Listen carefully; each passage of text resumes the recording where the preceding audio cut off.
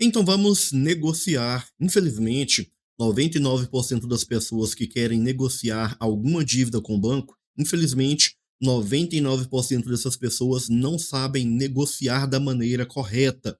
E é claro, o banco percebendo que você está vulnerável com essa negociação, é claro que o banco vai sim tentar tirar proveito dessa situação que você está. É claro que o banco vai tentar fazer com que essa dívida dobre, triplique de valor, até porque essa é a real intenção do banco, fazer com que você se torne ainda mais refém dessa dívida. E olha só, por mais que essa porcentagem seja extremamente alta, 99% das pessoas não sabem negociar, eu confesso para você que nem foi os números que me assustaram. O que realmente me assustou foi os erros que essas pessoas cometem quando vão negociar essas dívidas. Até porque você sabe muito bem, eu já disse aqui várias e várias vezes que hoje uma das principais causas de ações judiciais de cobrança de dívidas tem sido exatamente essas negociações mal planejadas. São erros que as pessoas cometem quando vão negociar uma dívida. Erros simples, erros básicos. Foi exatamente isso que realmente me assustou. E no vídeo de hoje eu quero te mostrar 3 passos, 3 etapas fundamentais para que você possa negociar da maneira correta e possa evitar erros como esses.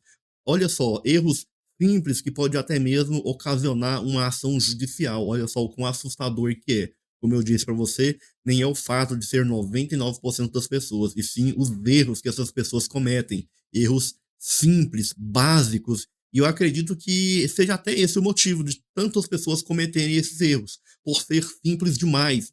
Sabe aquela coisinha simples que a gente acaba ignorando, acreditando que não faz diferença nenhuma? É exatamente aí que mora o verdadeiro perigo, é exatamente aí que existe a verdadeira armadilha, que vai agravar a sua situação ainda mais. Mas no vídeo de hoje você vai saber como evitar alguma dessas armadilhas e até mesmo evitar uma futura ação judicial, motivada aí por um acordo que você fechou de forma precipitada, cometendo erros como esse. Erros que você vai sim evitar a partir de agora.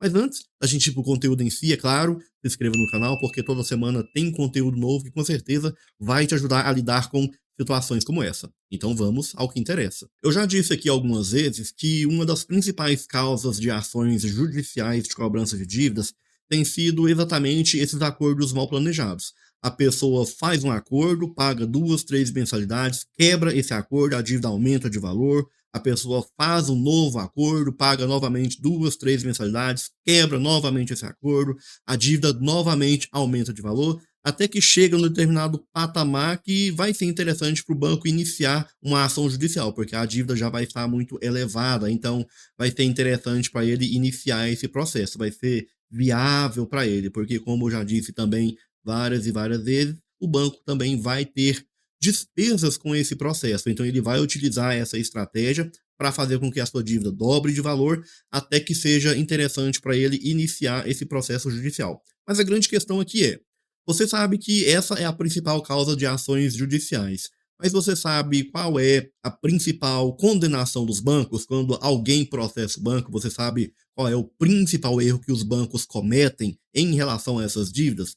Hoje, uma das principais causas que tem aumentado também esse número de ações judiciais, porém, dessa vez o contrário, quando a pessoa processa o banco, hoje uma das principais causas desses processos tem sido exatamente esse milagre da multiplicação do saldo devedor. A dívida ela se multiplica de forma assustadora dentro de um período extremamente curto. Então, essa é uma das principais causas que tem também aumentado esse número de ações judiciais. Porém, dessa vez, ao contrário, quando a pessoa processa o banco cobra ali juros e multas de forma abusiva, de forma excessiva. Então, é claro, é interessante para a pessoa iniciar esse processo.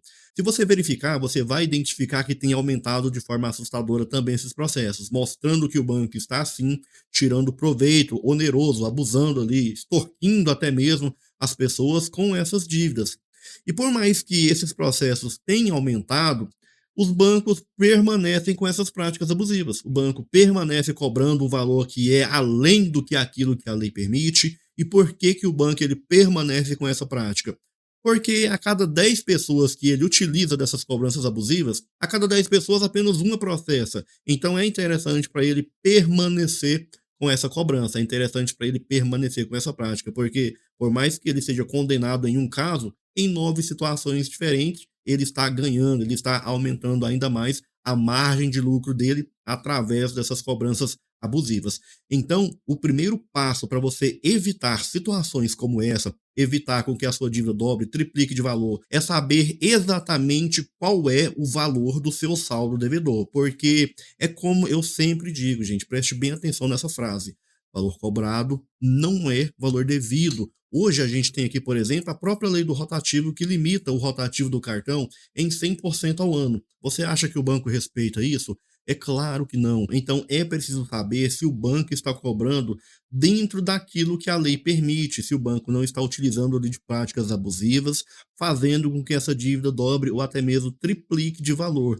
E acredite se quiser, infelizmente, na maioria das vezes, o banco vai sim estar utilizando de práticas abusivas para fazer com que essa dívida multiplique de valor, esse milagre da multiplicação, porque, como eu disse para você, ele tem apenas uma intenção: fazer com que essa dívida dobre, triplique de valor, até que seja interessante para ele iniciar esse processo judicial através desses acordos que você vai estar fazendo e vai estar quebrando, porque a cada acordo que você faz e quebra, você faz ali uma confissão de dívidas. Então, tome muito cuidado com esse primeiro passo. Não quebre essa primeira etapa. Saiba exatamente qual é o valor do seu saldo devedor e só comece a negociar com base nesse valor. E como que você pode estar tendo acesso a esses valores, valores corretos e não esse valor inflado que o banco te informa? Você vai ter acesso a essas informações de forma correta solicitando ao banco 3 documentações fundamentais. Então, antes de pensar em negociar, antes de qualquer coisa, solicite essas documentações. Primeiro documento, cópia do contrato. Documento muito simples, documento fundamental, não há nem o que discutir. Esse documento é extremamente importante para que você possa começar a pensar em negociar essa dívida. Segundo documento, o extrato evolutivo dessa dívida. E por fim, terceiro documento, mas não menos importante, é o DDC, documento descritivo de crédito. Documento esse que vai te trazer a evolução dessa dívida. Esse documento vai te mostrar como que essa dívida chegou ao patamar que ela está atualmente. Eu vou deixar aqui no card um vídeo onde eu te explico passo a passo como estar solicitando essas 3 documentações. Então, antes de sequer pensar em negociar, você precisa ter esses documentos em mãos. E olha só, a maioria das pessoas começa a negociar as dívidas sem sequer ter a cópia do contrato, documento simples, básico. Olha só os erros que as pessoas estão cometendo ao negociar um saldo devedor com o banco. E o banco, percebendo que você não tem as documentações básicas, é claro, ele vai sim tirar proveito desse acordo. Ele vai sim fazer com que você se torne ainda mais refém desse saldo devedor. E para finalizar esse vídeo, o terceiro erro que a maioria das pessoas cometem quando vão negociar uma dívida, erro esse que você vai evitar a partir de agora, é o erro de, ao criar uma carta proposta, o erro de, ao enviar a proposta de negociação, as pessoas simplesmente não estão fundamentando a proposta, não estão justificando o porquê que o valor que está sendo cobrado é um valor indevido. Então, é claro, quando você não justifica, quando você não fundamenta a sua carta proposta, você vai sim receber um belo de um não como resposta. Então, é preciso você fundamentar a sua carta de negociação utilizando o básico do básico ao seu favor, utilizando o próprio Código de Defesa. Olha só para você ver. O artigo 51 do Código de Defesa do Consumidor, ele diz que é nula a cláusula do contrato que te coloque em desvantagem onerosa e excessiva. Então, essa dívida que se multiplicou de forma milagrosa dentro de um período extremamente curto, será que não é uma situação de desvantagem onerosa e excessiva? Essa dívida de cartão de crédito que o banco está te cobrando 3, 4 vezes além do que o que você utilizou, será que não está ali em desacordo com o que a própria lei do rotativo diz, que só pode cobrar o dobro do valor que você utilizou no cartão de crédito?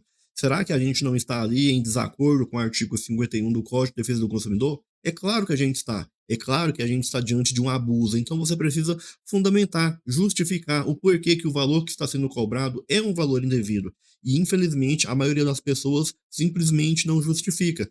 As pessoas acabam se frustrando quando elas recebem um belo de um não como resposta.